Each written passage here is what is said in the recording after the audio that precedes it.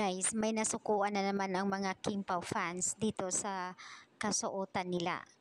Kung matatandaan po sa IG post ni Paolo Avellino kung saan ay pinakita nga niya yung Hyundai Motor Philippines sasakyan, new model.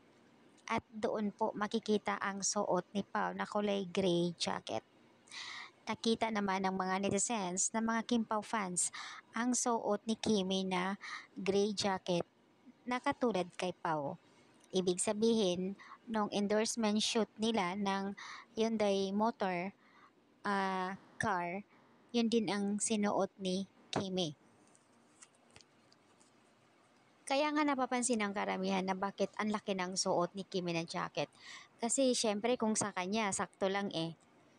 Pero mapapansin nyo guys na minsan nagsusuot talaga si Kim ng mga jacket.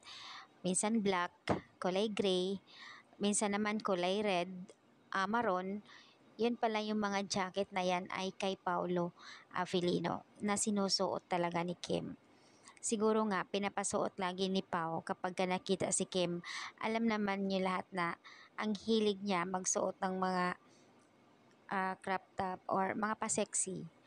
Ayan, siguro naisipan ni Pao na talagang hindi pwedeng makitaan or kahit ano, kaya malamigan.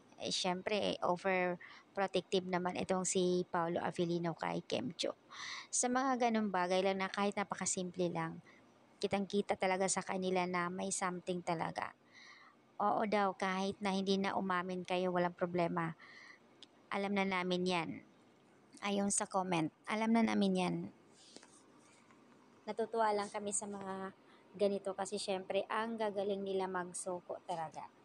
Comment pa ng isa dito. Isang oras ko hinahanap yung picture na yan dahil alam kong suot din yan ni Chinita Princess. And finally, nakita ko na yung gray jacket na suot niya. O diba ang galing magsuko. Same na same.